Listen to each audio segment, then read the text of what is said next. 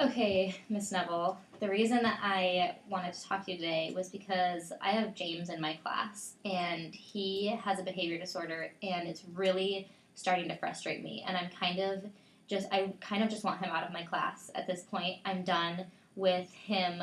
He doesn't want to learn. He never learns anything in my class, and he disrupts everyone else. And I have a lot of very gifted students in my class that care about what I'm teaching them and want to learn, and he is taking away time from me working with them, and so they aren't getting to learn anything either. And so I'm just kind of done with how he acts in my class and how he is just a big distraction, and he's taking up way too much of my time that I shouldn't be having to give to him because I'm a general education teacher. I can see that you're really frustrated, and I understand. I've had some kids in my special ed room that seem to take up a lot of my time, and it gets very frustrating. I know that sometimes kids with behavioral disabilities, they do learn a little differently than everyone else, so it might seem like he isn't learning a lot, but he is learning slowly. Is he a really big disruption to the other kids in your class during your lessons, or is it more during when they're working on their own? It's both. He's just always out of his chair.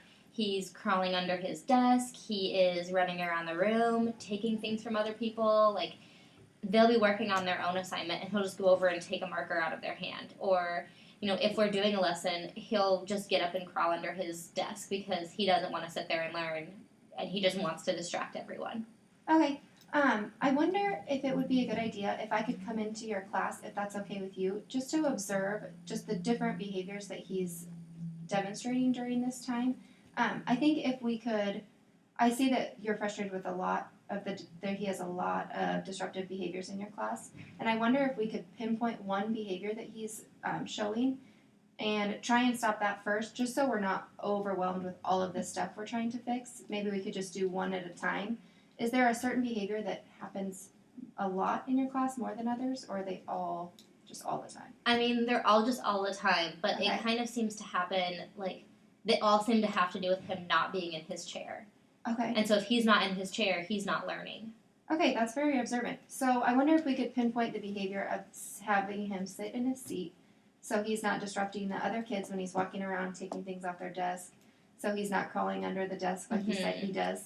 I've had other students that I've worked with that have had behavioral disorders, and we've done kind of a chart move for them to help them just get motivated to do the behaviors we want them to do. We don't want to negatively showcase the behaviors because then it might not help. We want to give him positive rewards for the positive behaviors he's doing. So let's make the positive behavior sitting in his seat. Let's not even talk about him getting up, just because then he knows like that's not what we want him to do. We want him to sit in his seat. So I think what we could do was make some kind of chart move that pinpoints or tailors his likes to sitting in his seat. So have you talked to him, or have you noticed anything that he's very interested in outside of school?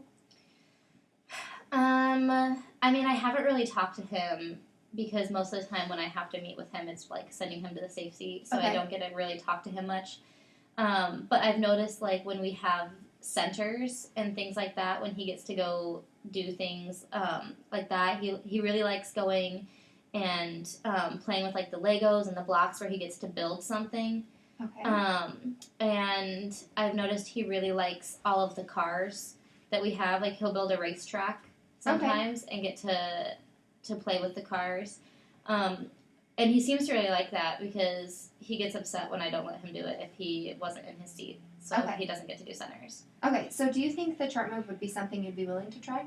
So maybe I don't understand. Is it like a game? Does he get to play a game for these bad behaviors? No, it's not a game. It's more like a positive, just a positive tactile kind of poster. You could make it a poster. You could make it like just something that he can see that he's getting better at what behavior we're trying to target. So one that we could do was just, we could have a picture of a racetrack, and it could stay with you so he couldn't see it all the time and get distracted. And each time that we see him doing the behavior that we're targeting, so sitting in his seat, he would move a little bit on the racetrack. And this wouldn't have to be during your class time, during lesson time. It could be like before you go to lunch, just a quick 2 seconds it takes him to come over to your desk. You can tell him how he did. You can let him move his racetrack. So then during the week, he sees that he is moving forward, and it gets him more intrinsically motivated to stay in his seat, and then it helps with those other behaviors that we don't want happening too. Mm-hmm. So does it seem like something you might want to try? Yeah, I mean, I guess that makes sense. If he's having, if he's being, like, rewarded for the things we want him doing, that makes sense, instead of always being punished. So, that's something that I think I would be able to try. Like, is it going to take a lot? I mean, you said it's not, I can do it before lunch, but, like, how am I going to be able to have time to watch him and make sure he's in a seat if I'm trying to work with other kids? Yeah, sometimes chart moves can be very, very, very time consuming. But it depends on what kind you're doing. Mm-hmm. So since we don't have a lot of time in your class to do the chart move with James, we could tailor the chart move to just only take a couple of seconds. So let's say that you are doing guided reading with a group of students, and James is supposed to be working at a center or just at a seat on a piece of homework paper. Mm-hmm. You could just let him know ahead of time what's going on with the chart move. Let him know that every once in a while during class you're going to just glance over at him. If he's sitting in his seat, then you'll tally and he'll get to move whatever we decide how far he moves. Mm-hmm. So it would only be a couple seconds every once in a while just to glance over. If he's sitting in a seat, you tally it on your paper, and if he's not, then you just continue your lesson with your guided reading group. So we could tailor it so it wouldn't be a big time-consuming chart move. Okay, good. And I like that because I think sometimes he really likes the attention I give him when he is misbehaving, but then I have to give it to him because I want him to stop misbehaving. Yeah. So I think by that I would be able to not have to focus all of my attention on him. He wouldn't be getting that attention that he's using negatively. So that makes sense. I can just look over at him and write it down, and it wouldn't take that much time. Yeah. And with the chart move, have you done one of these before in your class? I haven't. So would you be comfortable with having me come talk to James in your class or when he comes to my special ed room just to explain what's going to happen with this chart move, explain the behavior that we're trying to positively reinforce, just so he gets the overall concept and knows that you're going to be watching him? Or would you like to do that yourself? You can talk to him as long as you explain to me kind of what exactly we're going to be doing with this chart move, because if you're going to be looking at it at all, then, I don't want to be doing something different, and, I want him to really get a lot out of this, and so I want it to work. I wonder if we could actually sit down, just us two, with James. Okay. And we could explain it together to him so he knows that both of us, his regular ed teacher and special ed teacher, are going to be looking at his chart move to see how he's progressing. And then maybe every 2 weeks we could get together and see if this is helping, because if it's not, then we need to stop it early and figure out something else to do. Okay. Because I want to get these behaviors stopped in your classroom. Yes, thank you so much. That makes me feel a lot better about how he's doing. Thank you for meeting with me. Yeah, thank you.